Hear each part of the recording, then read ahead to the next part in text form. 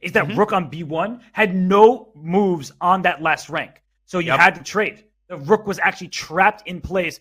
Magnus Carlsen strikes back. He wins the first game of 3+1. That is huge for his chances. That is just what the doctor ordered. I'll just contribute to what you just said by mentioning that when the rook moved away from e5, the knight on f6 became pinned. You couldn't use it for counterplay, and black was out of resources. And very interesting development here. They are repeating the opening from game 1 of the match. Who is going to deviate first? Or is Hikaru just saying, hey, I'm more than happy with a draw?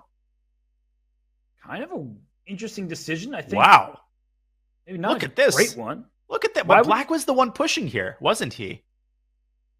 Hikaru must have looked at it, right? He must have looked at it, but is this really what he wants to do, to get a position where Magnus seems to be the one drawing from a position of strength? I guess Hikaru has looked at it to the point where he feels super confident that he can deprive black of any remaining chances. Bishop c2. That allowed knight d4 check, but king g3 was there, and that's when Magnus played g5. But bishop takes h7 was a possibility. And it is again. It's just a blunder. Knight e2 check, I guess, is his point, but then you go king f3, and white's better in that endgame, because at the end of the line, Robert, you're going to go rook d6 and hit the pawn. Magnus looks puzzled. What's he doing?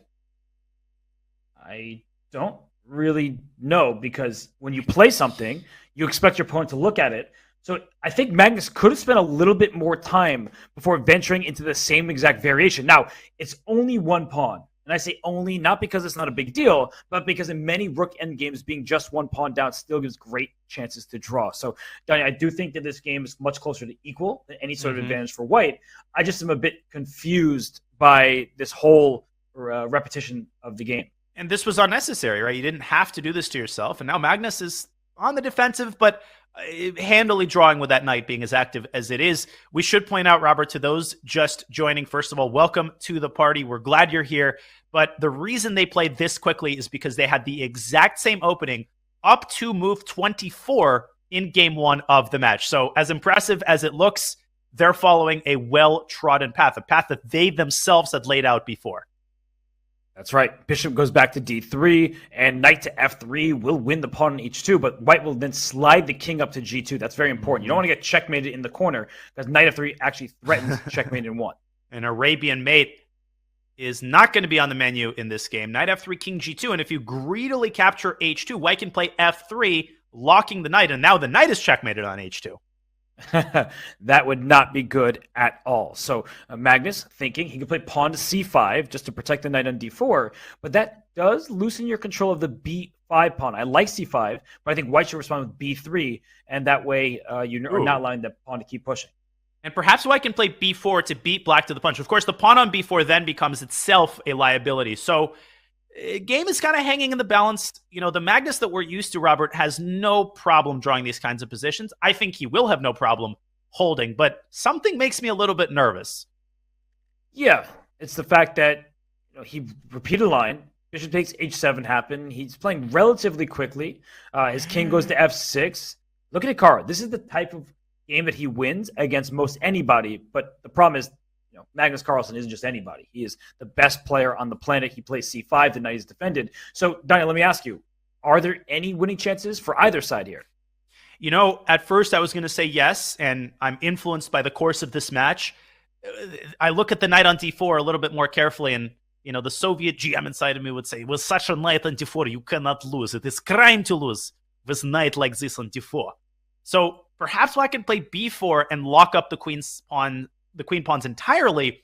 Of course, the drawback of that move is that your own pawn chain loses its mobility. So Magnus keeping his options open and preparing to swing his rook to a8.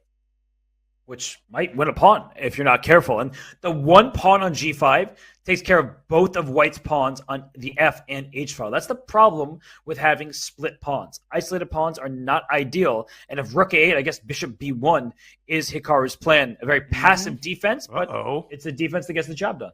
Now, wait a minute. Hello, the pawn appears on c4. That's the first passed pawn of the game. And white's going to get a corresponding passer on a2. Robert, not the greatest pass pawn in the history of pass pawns. If white's not careful, I could actually see Magnus making a sudden push to play for the win. Am I delusional here? You're not delusional, but I do think there are ways to force a draw. For example, even if it costs white a bishop, as long as you trade off the remaining black pawns, it would still be a draw. So I think you can take it, play rook e4, as I say, rook c3. Ooh. What now? Is he going to try to trade the pawns preemptively so that you can then give the bishop up for c2? And listen, a knight and rook versus rook, it's not a given that you draw it with 5 seconds on your clock. So can Magnus milk Hikaru's clock down? I think that'll be his only chance to turn this game around and actually win it. So should he go rook c8 here? Just try to push that pawn?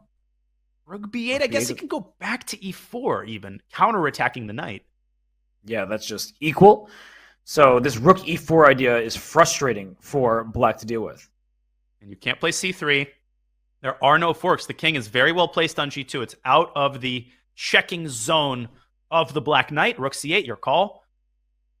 And if knight b5, there might be rook f3 check, and then a4. But now if rook f3, there's knight f4 check. So you just block the check with another check, and then push the pawn. But now can you check and play c3? You got to be careful not to lose that pawn, because white's king can suddenly make a mad dash toward the queen side. Black is definitely better here. This is uncomfortable to play with 47 seconds. Yeah. And Hikaru trying to whip up some counterplay with his own passer, distracting black from the c8 square, but the king can move into d4. Oh, and then there's h4, undermining the knight. Watch out for that tactic. Although c3 is so tempting right here, then bring the knight back around. He goes, watch out for knight e1. That's a fork. Hikaru avoided that with a 10-foot bull. He's like, I'm moving out of there. But king takes g5 is not a threat because rook g8 check, the king has to go to the side of the board. That seems uncomfortable. Magnus recognizes it. Rook e2 check opens up an attack on the knight, but the king slides into d4. Here comes Hikaru's pawn. We've got a good old-school pawn race. And we 20 do. seconds on the clock for Magnus. King d4. Finally, king takes g5 looks good for white. You probably have to take that at some point. But Magnus, by the way, down to 18 seconds. Yeah, this is a 3-result game. I know it sounds crazy, but Hikaru is known to create crazy chances in these positions. There's a case in point. Rook e4 is the threat. You got to move the knight. And he does. King g5, knight takes f3 is check, and the knight goes to d2. Uh-oh, intercepting the rook and stopping rook e4 check. Still a draw, but Hikaru's got to be careful. a5 is falling. Maybe throwing rook a6 first, but he takes the pawn at h4, Here h5. comes the other pawn. Yeah, it's crazy. I think Magnus has to be careful here. That pawn moves really fast, and c3 is restrained by the bishop. So rook f1 check first, and he wants rook h1 at some point, but maybe he's just making a draw here. I think it's time to make a draw. With 9 seconds on the clock,